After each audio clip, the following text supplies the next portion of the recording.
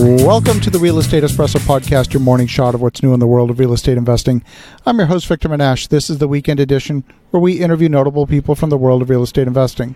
Today's no exception. We have a great guest, but first, goal setting is one of the most important aspects to achieving anything in life. If you don't know where you're going, you might end up someplace else.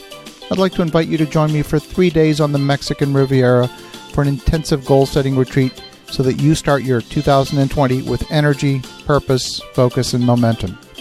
The annual goal setting retreat will take place over the first weekend in December on the beautiful Mexican Riviera. Registration will open up on July 31st. If you're interested in learning more, send an email to goals@victorjm.com, and you'll be among the first to have the opportunity to join me in Mexico. We keep these retreats small and intimate. This event will sell out. Send an email to goals@victorjm.com. That's goals@victorjm.com. We are back here on the weekend edition. We interview notable people from the world of real estate investing. Today's no exception. We have a great guest all the way from Central Virginia. Welcome to the show, Paul Moore. Hey, great to be here. Thanks, Victor. So, Paul, we've got to know each other over the past couple of years, and you've been working deeply in the space of multifamily, and I certainly know your backstory, but maybe not all of our listeners do. Why don't you give us a little bit of your origin story, and then we'll dive into the current strategies.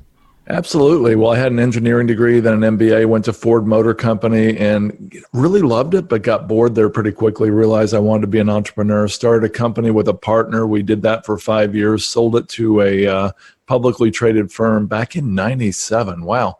And anyway, moved to Virginia and began flipping houses before flipping was a thing. And since then, I've done about a dozen different things in the real estate world, including starting a couple subdivisions, building a ground up and operating a multifamily, doing residential real estate, commercial. And Victor, if I would have known the power of commercial real estate to create wealth, I never would have done anything else. And I'm glad I know that now. So I've been involved in multifamily and other types of commercial real estate since 2011. Well, that resonates so strongly with me because, as you probably know, I have an engineering background as well, came from the microprocessor world and made the transition as well into real estate investing. And like you, probably wasted a little bit too much time messing around with small projects and single-family homes until moving into the world of commercial. So very, very similar story. Yeah. So fast forward to today, you run Wellings Capital, and one of the things that's intrigued me about what you're doing is not only are you raising capital for projects and so on, but you've adopted the fund model.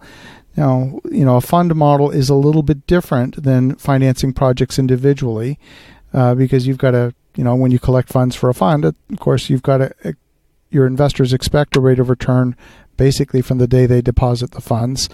What are some of the trade-offs? What's been your experience running a fund model versus funding things by project? Yeah, so we wanted to get some diversification across asset classes, across geographies, operators, and of course assets.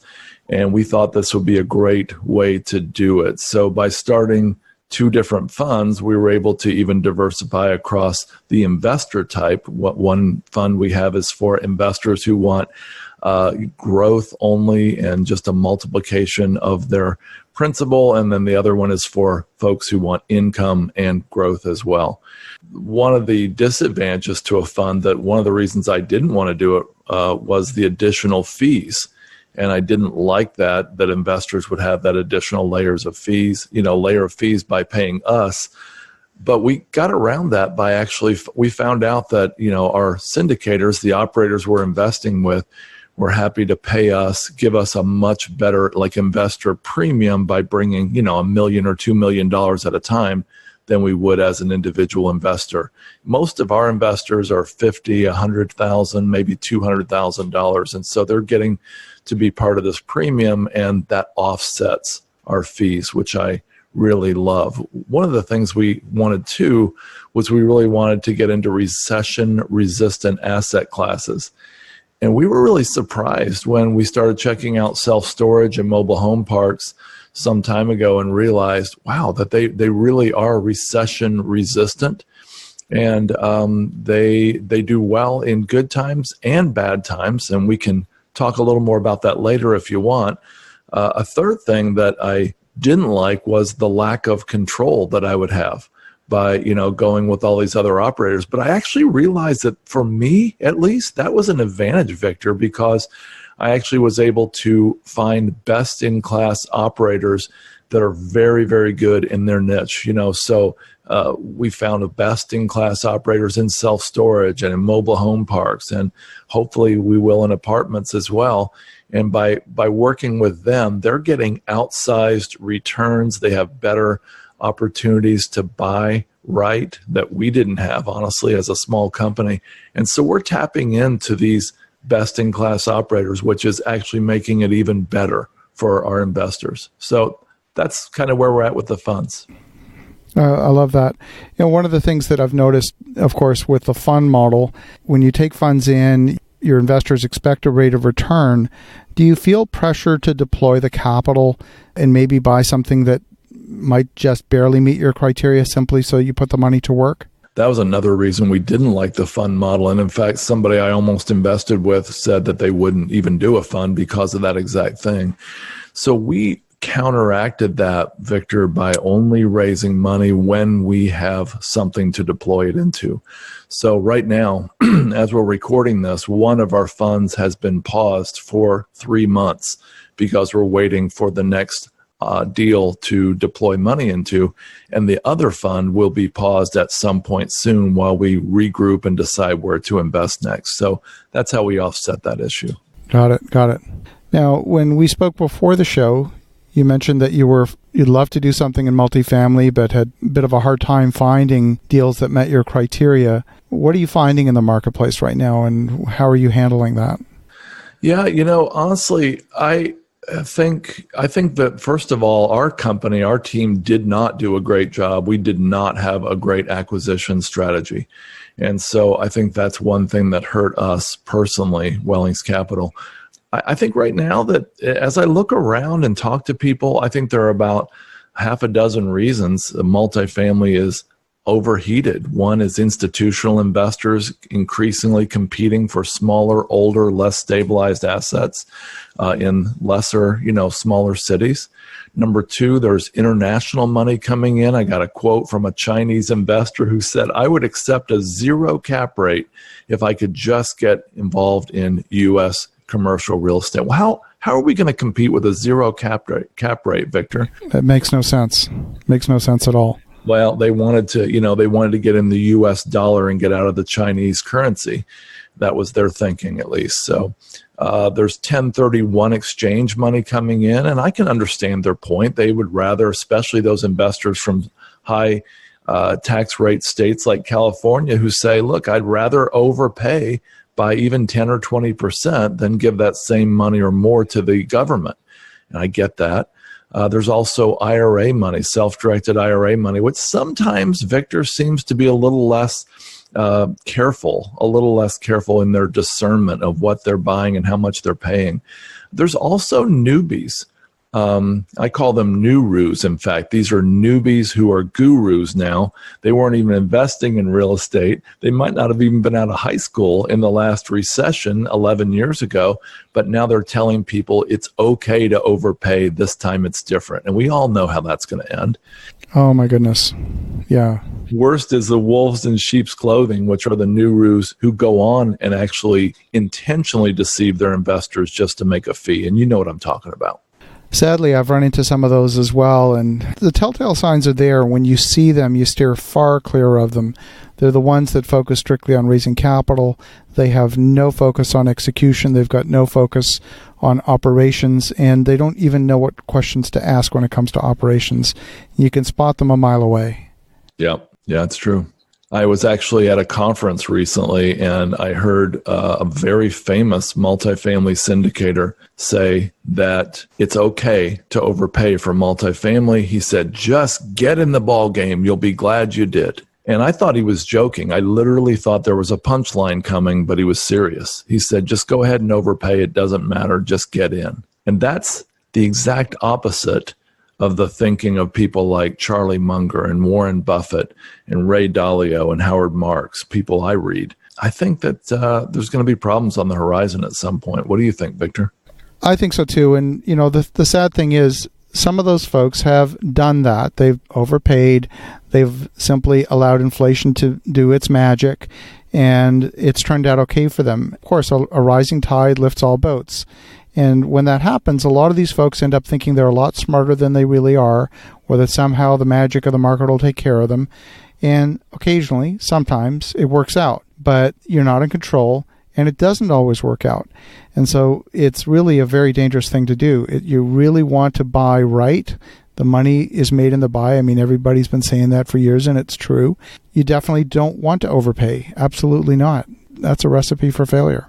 Mm-hmm. Yeah, it definitely is. And I don't know when the next recession will be. I mean, as we record this, we're, 6 days away from the longest expansion in U.S. economic history, July 1st, 2019. But hey, it may come soon. It may not. It may not be as sharp as the decline as before. But when people are maxing out their loan to value, their leverage, and they're taking these risks, I don't think it's going to end well for some people. And I hope that your listeners will not be on that list.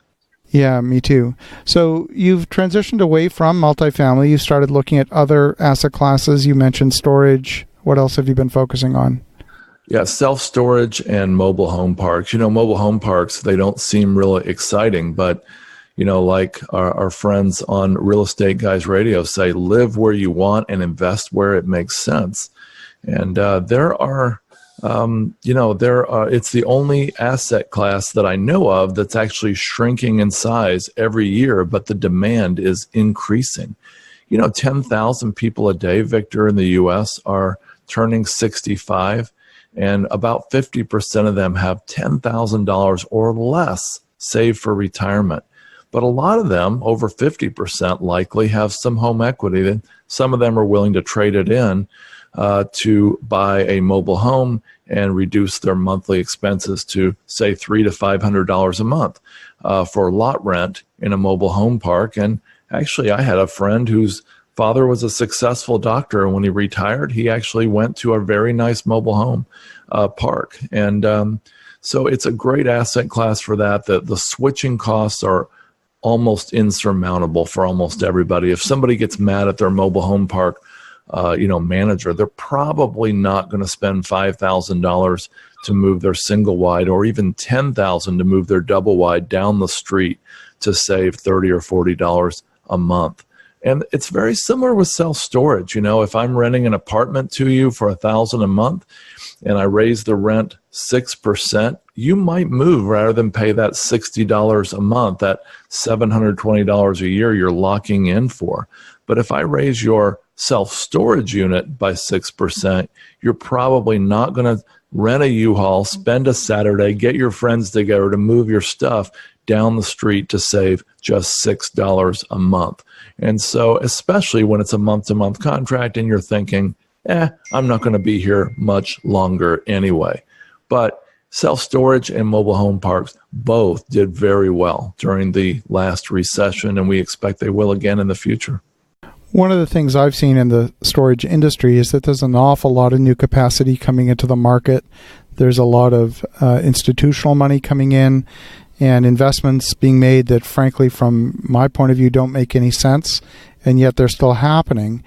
Whenever I see those market conditions, I start to get very worried that whenever there's an oversupply like that, we're going to see prices fall, we're going to see increased vacancy, we're going to see, especially a lot of the weaker operators suffer, which, there's nothing wrong with that.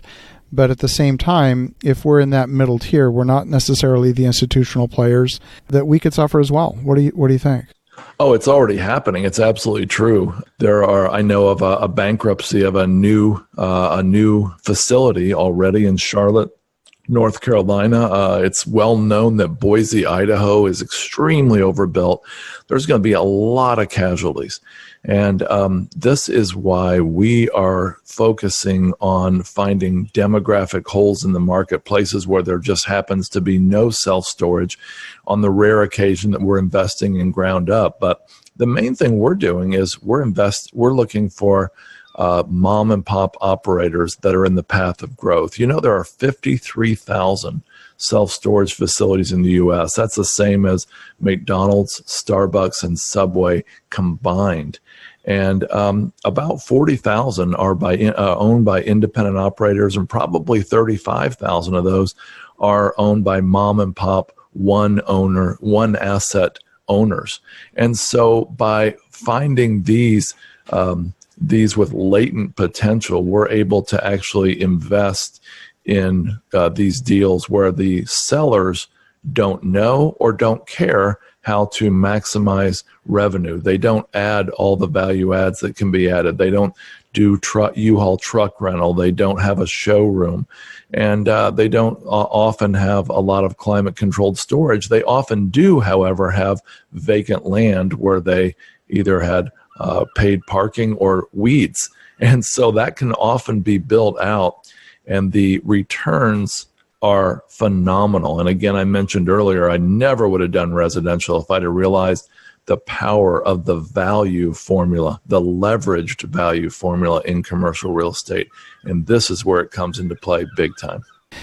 So tell us a little bit more about your book. So The Perfect Investment was a book that was put together. It's about a 200-page physical book. It's also on Kindle and Audible. You can get it at Amazon.com or by visiting us at wellingscapital.com. It's about the beauties and joys of multifamily investing. We also have a free special report, and the report is basically why a multifamily author is now investing in self-storage. And so they can get that. Listeners can get that by visiting us at wellingscapital.com and asking for the free special self-storage report. Fantastic. So definitely for the listeners at home, reach out to Paul at wellingscapital.com. You can download the free report on storage or order his book on Amazon. In the meantime, have an awesome rest of your weekend. Go make some great things happen, and we'll talk to you again tomorrow.